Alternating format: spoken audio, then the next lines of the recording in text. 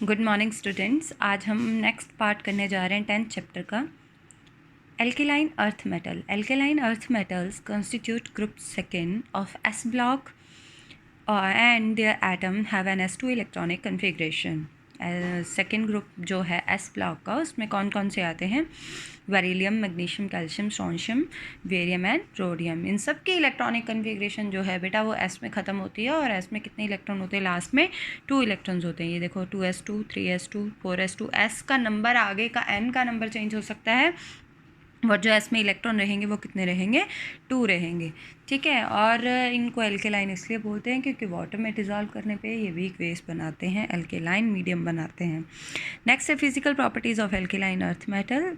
Ionic radii, atomic radii. The atomic radii of alkaline earth metal are less than alkali metal. Alkali metal से इसका ionic radii जो है और atomic radii वो कम होता है। क्यों कम होता है?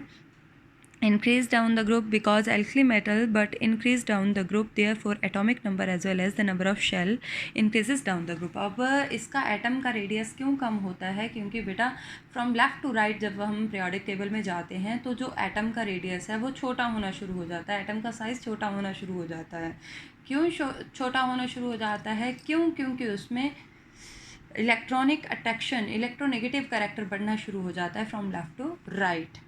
ठीक है। टॉप से बॉटम की तरफ साइज़ इसलिए इंक्रीज़ हो रहा है क्योंकि नंबर ऑफ़ शेल इंक्रीज़ हो रहे हैं, एटॉमिक नंबर इंक्रीज़ हो रहा है, एटॉमिक नंबर के साथ साथ नंबर ऑफ़ शेल इंक्रीज़ हो रहे हैं, नंबर ऑफ़ शेल इंक्रीज़ हो रहे हैं तो एटम से लास्ट वाले शेल का जो रेडियस है वो भी क्या हो रहा है? इंक्रीज़ हो रहा है। नेक्स्ट है ionization enthalpy of alkaline earth metal have generally low ionization enthalpy. इनकी आयनाइजेशन एंथैल्पी कम होती है। Of radius are slightly higher than those of the barium while these are expected to be less। ठीक है। अब यहाँ पे क्या बात कर रहे हैं? जो आयनाइजेशन एंथैल्पी और रेडियस और slightly higher than those of barium, barium से थोड़ा सा ज़्यादा होता है।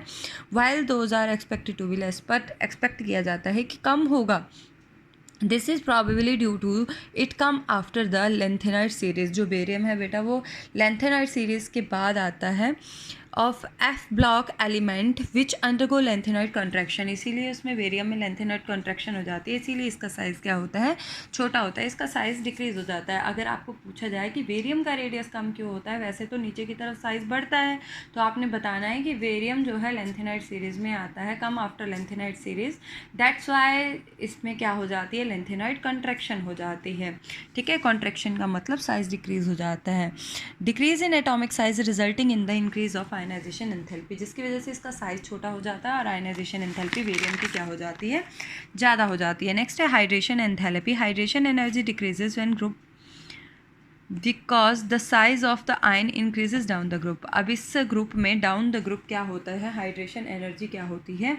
डिक्रीज़ होती है। क्यों डिक्रीज़ होती है? क्योंकि साइज़ इंक्रीज़ हो जाता है। जितना छोटा साइज़ होगा उतनी ही ज़्यादा उसकी हाइड्रेशन एनर्जी होगी। नेक्स्ट है electronegativity. Alkaline earth metal are quite close to those of alkali metal for the value of electronegativity but this value decreases down the group. वैसे तो कहते हैं इसमें ये इलेक्ट्रोनेगेटिव नहीं होते, इलेक्ट्रोपॉजिटिव होते हैं, बट फिर भी हम कह सकते हैं कि लेफ़्ट से राइट की तरफ थोड़ा सा उसका साइज़ छोटा हो जाता है, तो नीचे की तरफ इलेक्ट्रोनेगेटिविटी की जो वैल्यू है वो डिक्रीज़ होती है। Oxidation state to achieve noble gas electronic configuration, ये क्या करते हैं? 2 इलेक्ट्रॉन्स को लूज़ करते हैं। नेक्स्ट है metallic character. Alkaline earth metal have stronger metallic bond than alkali metal present in the same period. अब जो एल्केलाइन अर्थ मेटल है इनका जो मेटालिक बॉन्ड है वो ज़्यादा स्ट्रॉन्गर होता है as comparison to alkali metal. Density, alkaline earth metal are denser than alkali metal. अब जो एल्केलाइन अर्थ मेटल है वो ज़्यादा डेंसर होती है किससे? एल्कली मेटल से। नेक्स्ट है colouration of the flame with exception of barium and magnesium. Beryllium और मैग्नीशियम को छोड़ के बाकी सारे के सारे कलर देते हैं। क्यों देते हैं? बेरिलियम और मैग्नीशियम कलर क्यों नहीं देते जब इसको फ्लेम में डाला जाता है? ये इसलिए कलर नहीं देते हैं क्योंकि इनका छोटा साइज़ होता है और इनकी जो आयनाइजेशन एंथैल्पी है वो बहुत ज़्यादा होती है। आयनाइजेशन एंथैल्पी ज़्यादा होने के कारण जो फ्लेम की एनर्जी है वो सफिशिएंट नहीं होती है कि बेरिलियम और मैग्नीशियम के आउटर इलेक्ट्रॉन्स को एक्साइट कर सके। इसीलिए except beryllium and magnesium all the alkaline earth metal give impart coloration to the flame. ठीक है, तो बेरिलियम और मैग्नीशियम का मैंने यहीं पे आपको क्लियर कर दिया। यहाँ पे क्वेश्चन भी आपको एज इट इज़ लिखवाया हुआ है। नेक्स्ट है chemical properties of alkaline earth metal. Reducing nature और वीकर रिड्यूसिंग एजेंट। ये वीकर रिड्यूसिंग एजेंट होते हैं। एल्कली मेटल्स एल्कली मेटल से कम रिड्यूसिंग नेचर के होते हैं, which have lower ionisation enthalpy and comparatively bigger. जो वो होते हैं एल्कली मेटल, उनका साइज़ बड़ा होता है और वो इजीली क्या कर देते हैं, अपने इलेक्ट्रॉन लूज़ कर देते हैं और सामने वाले को रिड्यूस कर देते हैं। इसीलिए जो एल्कली मेटल है वो अच्छे रिड्यूसिंग एजेंट होते हैं और अच्छा मेटालिक कैरेक्टर शो करते हैं। क्यों? क्योंकि एल्कली मेटल इजीली अपना एक इलेक्ट्रॉन लूज़ कर देते हैं। On the other hand alkaline earth metal के जो एस शेल में 2 इलेक्ट्रॉन्स होते हैं। वैसे तो एस शेल फुली फिल्ड है, कंप्लीट है, एस शेल में 2 ही इलेक्ट्रॉन आते हैं और उसका एस शेल कम्प्लीटली फिल्ड होता है। इसीलिए जो एल्केलाइन अर्थ मेटल है वो कम रिएक्टिव होते हैं और रिड्यूसिंग नेचर भी उनकी क्या होती है, कम होती है। किससे? एल्कली मेटल से। ठीक है। Beryllium, magnesium, calcium, strontium react with oxygen. ये क्या बनाते हैं? ऑक्साइड और डाइऑक्साइड बनाते हैं। मैग्नीशियम देखो रिएक्ट करके वाटर के साथ, अगर स्टीम के साथ रिएक्ट करवाएंगे इनको तो हाइड्रोक्साइड बनाएंगे, अगर सिंपल वाटर के साथ रिएक्ट करवाएंगे तो ये ऑक्साइड बनाते हैं। तो इनको स्टीम चाहिए हाइड्रोक्साइड बनाने के लिए। नेक्स्ट है reaction with hydrogen. The member of the family except beryllium combine with hydrogen directly upon heating to form metal hydrides. सिर्फ बेरिलियम को छोड़ के बाकी सारे हाइड्राइड बनाते हैं। The hydride of beryllium can be prepared indirectly. जो बेरिलियम के हाइड्राइड हैं उनको इनडायरेक्टली बनाया जाता है। Reactive beryllium chloride and lithium aluminium hydride. Magnesium hydride, magnesium को हाइड्रोजन के साथ बेरिलियम क्लोराइड के बनाने हैं तो लिथियम एल्यूमिनियम हाइड्राइड डालना पड़ेगा। In the presence of ether तब जाके क्या बनेंगे? बेरिलियम के हाइड्राइड बनेंगे, डायरेक्टली नहीं बनते हैं। Beryllium hydride and magnesium hydride are covalent in nature while the other hydrides are ionic in nature. Beryllium और magnesium का साइज छोटा होने के कारण ये कोवेलेंट बॉन्ड बना लेते हैं, इसीलिए इसके जो हाइड्राइड है वो कोवेलेंट इन नेचर होते हैं, बाकी सारे के सारे आयनिक नेचर के होते हैं। Beryllium hydride exist as a polymeric structure which is solid in nature. Beryllium hydride का स्ट्रक्चर जो है वो पॉलीमेरिक फॉर्म में एग्जिस्ट करता है, ठीक है, और सॉलिड फॉर्म में होता है। In which hydrogen atom involve in a 3 centred bond. क्यों? क्योंकि हाइड्रोजन एटम 3 सेंटर्ड बॉन्ड बना लेते हैं। ये देखो एक हाइड्रोजन 2 के साथ जुड़ रहा है तो 3 सेंटर हो गए ना bond, and exist as a bridge between the 2 beryllium. और 2 बेरिलियम के बीच में ब्रिज का काम करता है कौन? Hydrogen atom on the both the side. That's why beryllium hydrides in solid form में होता है और पॉलीमेरिक स्ट्रक्चर बनाता है।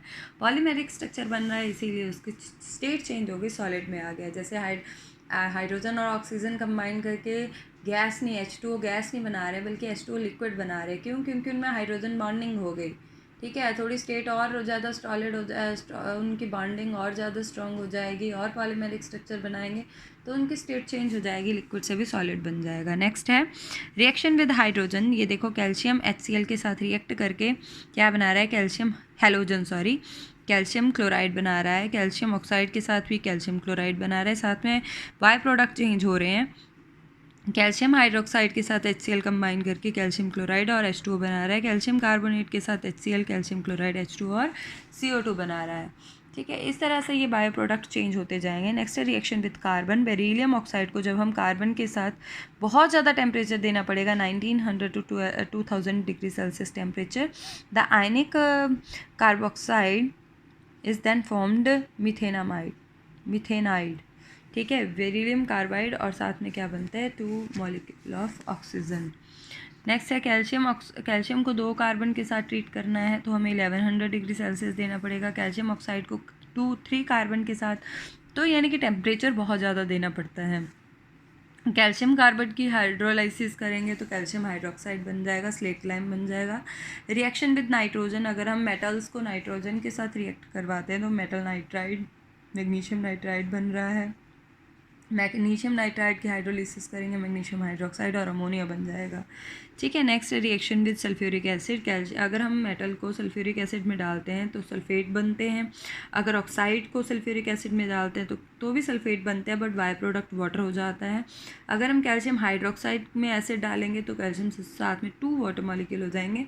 अगर हम कार्बोनेट में एसिड डालते हैं तो सल्फेट बनेगा, वाटर बनेगा और साथ में CO2 बनेगा। याद रखना, जहाँ कार्बोनेट आ गया वहाँ पे कार्बन डाइऑक्साइड ज़रूर रिलीज़ होगी।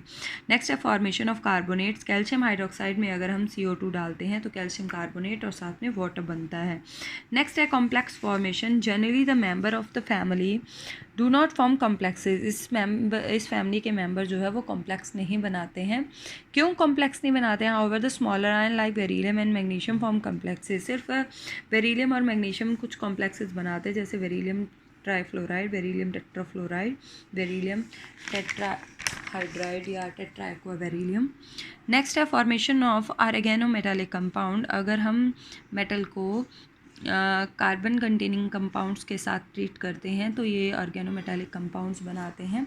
ठीक है, metallic compound are the compound with certain metal carbon bond.